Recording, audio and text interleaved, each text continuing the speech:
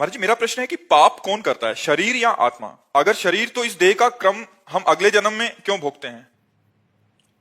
3 शरीर है। स्थूल शरीर जागृत अवस्था में इसका भान होता है, स्वप्न अवस्था में सूक्ष्म शरीर का भान होता है, और सुषुप्ति में कारण शरीर रहता है। और इन तीनों शरीरों को जो संचालन करता है वो आत्मा है, उसके प्रकाश से संचालित होते हैं। और वो भ्रमवश अपने को शरीर मान बैठा। जो अहम है अंतःकरण धर्म में, सूक्ष्म शरीर में अंतःकरण है। अंतःकरण में 4 वृत्तियां हैं। एक है निश्चय, जो बुद्धि से होता है। एक है संकल्प विकल्प, जो मन से होता है। एक है चिंतन, जो चित्त से होता है। और एक है क्रिया को स्वीकार करना, मैंने ये किया, मैं ये करूंगा, उसे अहंकार कहते हैं। बस इसी अहंकार का जन्म मरण होता है। जो आत्म तत्व है वो इस अहंकार में तन्मय हो गया है, तो स्थूल शरीर छूट जाता है, सूक्ष्म शरीर, कारण शरीर और आत्मा उस अहंकार को लेकर के। तो अहंकार को पूरा का पूरा भोग भोगना पड़ता है। मैंने ये किया, मैं ये करूंगा। अगर उसने पाप कर्म किया तो पाप कर्म भोगना पड़ता है, पुण्य कर्म किया तो पुण्य कर्म भोगना पड़ता है। अब पाप कर्म किया तो सूक्ष्म शरीर, कारण शरीर और आत्म तत्व नरक पहुंचा जाकर उसको वहां यातना देह मिली। अब वहां वो नाना प्रकार की पीड़ाएं भोगता है, मरना तो है नहीं। अगर उसने पुण्य किया, बहुत पुण्य किया, तो देवलोक पहुंचता है, तो सूक्ष्म शरीर, कारण शरीर, आत्मा को देव शरीर प्राप्त होता है। और अगर पाप पुण्य फिर बराबर रहे तो फिर मनुष्य शरीर प्राप्त हो जाएगा। ऐसे बार बार जन्म मरण बार बार भोगना पड़ता है।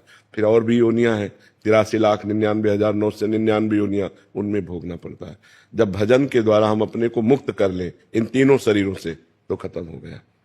न कारण शरीर, न सूक्ष्म शरीर, न स्थूल शरीर, मैं ये नहीं हूं, ये ऐसे पता नहीं चलेगा, ये भजन से पता चलेगा। जब बुद्धि शुद्ध हो जाती है तब ये ज्ञान हो जाता है, मैं शरीर नहीं हूं अंदर से, तो मोक्ष को प्राप्त हो जाता है। या भगवान में प्रेम हो जाए तो मोक्ष को प्राप्त, 2 के अलावा नहीं। या तो ब्रह्म बोध हो जाए, स्वरूप बोध, और या भगवान से प्रेम हो जाए तो जीव का निस्तार हो जाता है। अन्यथा ने बार बार कितने दुख भोगने पड़ रहे हैं। मनुष्य शरीर में कितनी समस्याएं हैं। अच्छा, हर चीज हम सुलभ कर रहे हैं, लेकिन मरना है, सब छूटना है। भारी समस्या तो ये है। मेहनत करके मकान तैयार कर रहे हैं, बैंक बैलेंस कर रहे हैं, पत्नी पुत्र परिवार सजा रहे हैं, और 1 मिनट में उजड़ गया। 1 मिनट में एक्सीडेंट हुआ, पूरा परिवार मर गया, या अपना शरीर छूट गया। क्या हाथ लगा? कुछ हाथ लगा नहीं। बड़ा धोखा है। इसलिए नाम जप कर ले, वही सार्थक है। जो भगवान का सुमिरन है वही साथ जाने वाला है, अन्यथा यहाँ सब कुछ छूट जाएगा, सब कुछ छूट जाएगा। बुद्धिमान वही है जो भजन कर ले, अध्यात्म में चल ले। अगर अध्यात्म में नहीं चला तो व्यर्थ जीवन चला जाता है। मानो खूब कमाई की, लेकिन सब कुछ यही रह गया ना। अब पीछे जन्म में आपका क्या क्या था, आपको कुछ पता है क्या? कोई हेल्प है क्या पीछे जन्म की? जो हमारे कर्म है उन्हीं को भोगना पड़ रहा है, दुख और भोगना पड़ रहा है, पीछे के जन्मों का कर्म भोगना पड़ रहा है। क्योंकि शरीर बदलता है, स्वरूप थोड़ी बदलता है। तो भोगना तो सूक्ष्म शरीर, कारण शरीर और आत्मा को होता है। समझ रहे ना? जो आत्मा देहाभिमानी बन चुका है उसी को भोगना पड़ता है। अहंकार विमूढ़ आत्मा कर्ता हमिति मन्यते, मैं करता हूं तो कर्ता को भोगना पड़ता है। इसलिए नाम जप करो, खूब नाम जप करो।